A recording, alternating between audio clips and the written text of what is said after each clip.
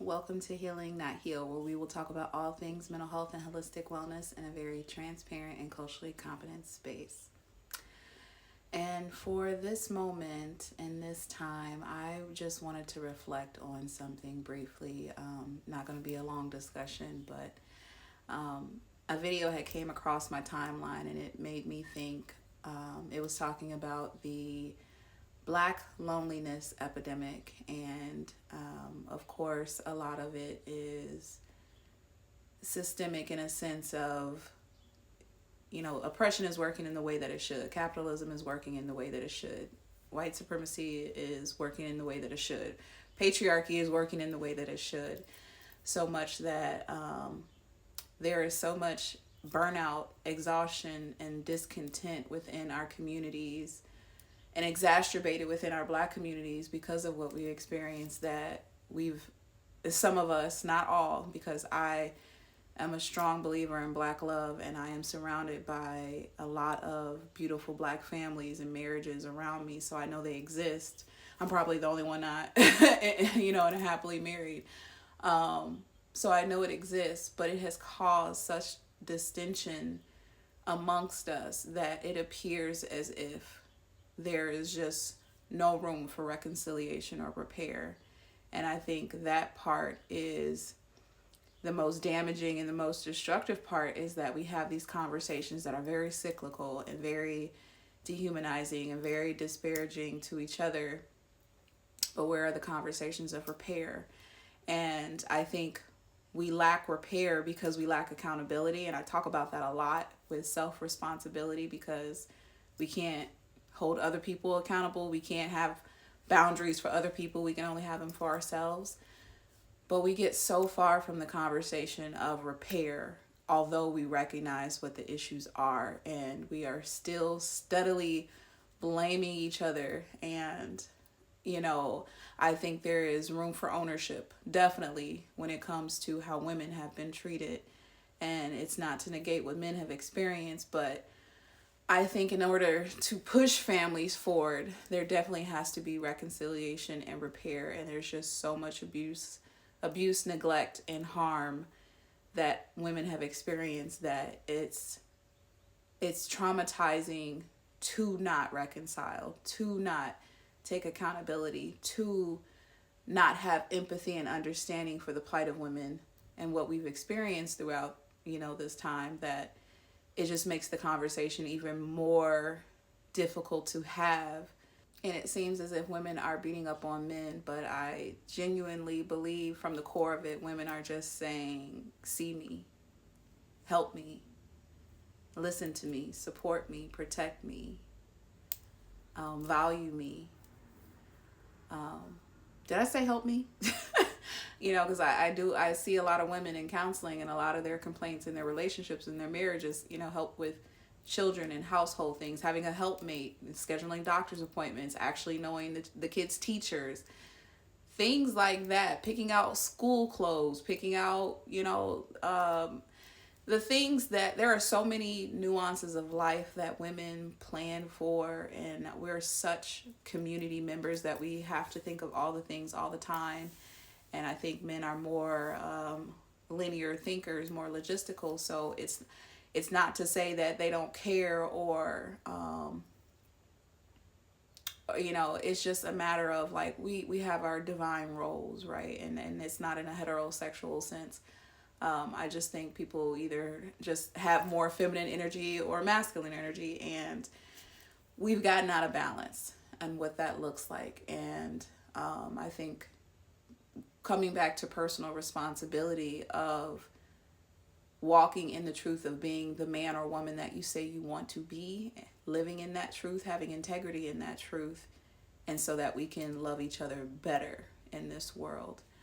And it's going to take a lot of selflessness and, like I said, repair. I can't say that enough. And I think the repair is difficult because we would rather deal with the pain and harm of loneliness than the pain and harm of disappointment and fear and hurt and betrayal.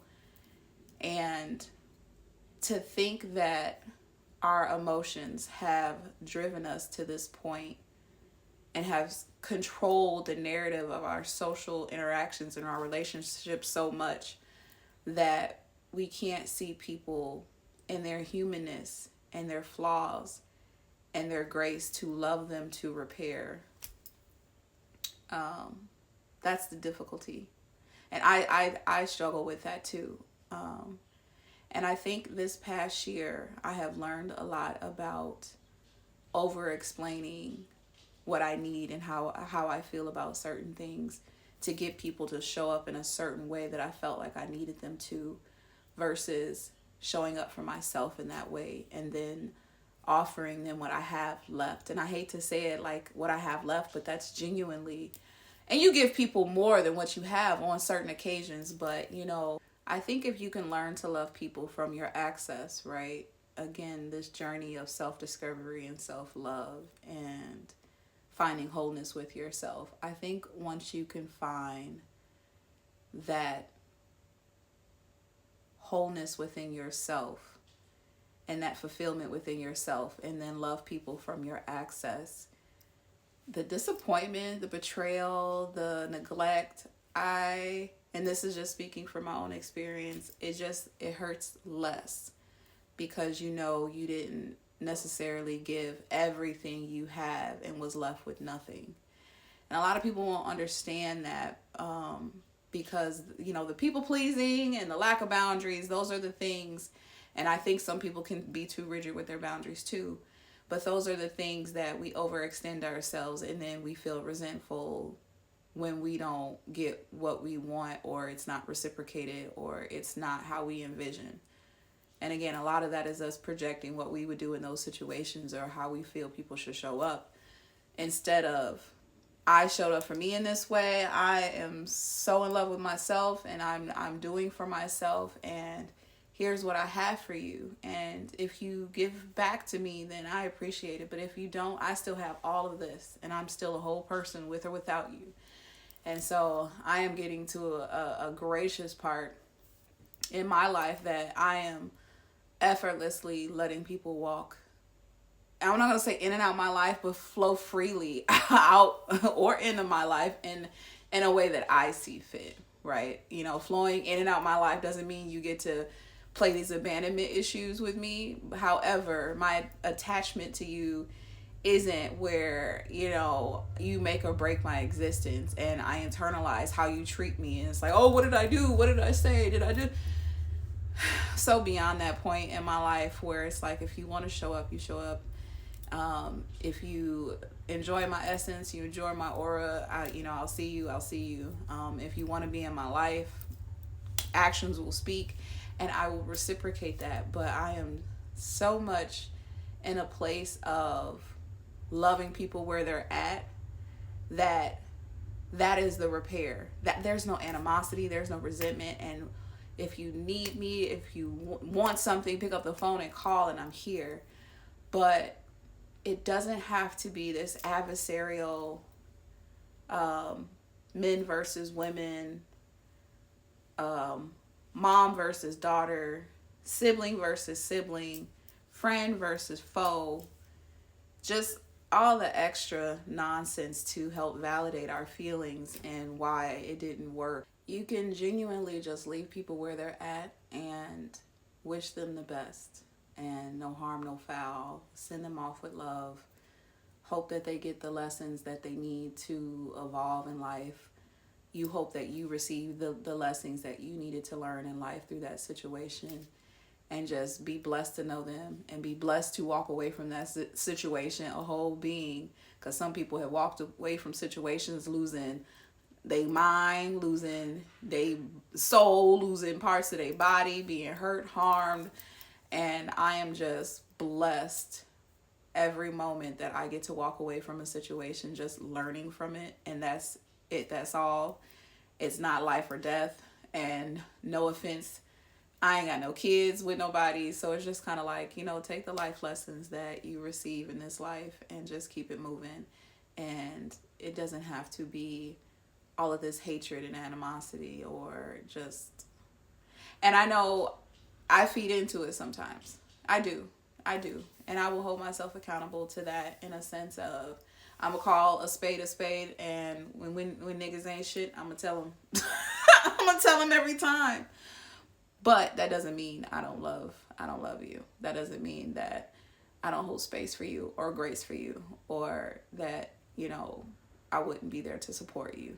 I will still love you, and I will still hold you, and I will still hold you accountable. And I think people need to learn that as well, is that just because we don't necessarily live the same way or agree with all the same things, as long as you're not infringing on my rights as a woman, as a Black woman, and your morals and values are not impinging the rights of other minority or repressed groups, for the most part, I can get around you, and I can love you, whether close up or far distance, and I can just be done with it, and it's not that deep. And so I just wanted to say all that to say the Black loneliness epidemic, it doesn't have to be. I think there's room again for us to hold each other accountable and have important conversations, and to uplift our families, and to hold both men and women accountable, and for us to step into our feminine and divine masculine energies and roles in this world. Hint, hint. And that's where I'm gonna hold y'all accountable every time. But I think, again, we just have to figure out the repair piece. And the repair piece is having difficult conversations, being vulnerable, self-responsibility, self-accountability, and I'm gonna add discipline and self-love, because, again, and I'm gonna end on that, if you can be committed to yourself and show the integrity of how you want to show up in the world and hold yourself accountable to that, and love yourself enough to hold yourself accountable and to have the discipline to do it, then I think everything else in the world, the people around you, will start to fall into place, because they will be more aligned with how you're walking in this world. And so that's the practice that I am trying to step into. And I'm not perfect, and I'm going to continue to fuck up. And you can call me on it, I don't care. But I'm trying to walk more in aligned with what I desire and hold myself accountable. And so I implore you to do the same. And that is why we're here as a community, to have these conversations and call it out. So this was not supposed to be this long, but we're here, and I'm glad we're here. And I think this is the start of new conversations, and I'm excited. So again, follow me on Instagram, TikTok, Twitter, Patreon, like, share, subscribe. Here every Thursday, Sound Healing Sunday every Sunday, 8 p.m. live. And thank you, Healing Fam.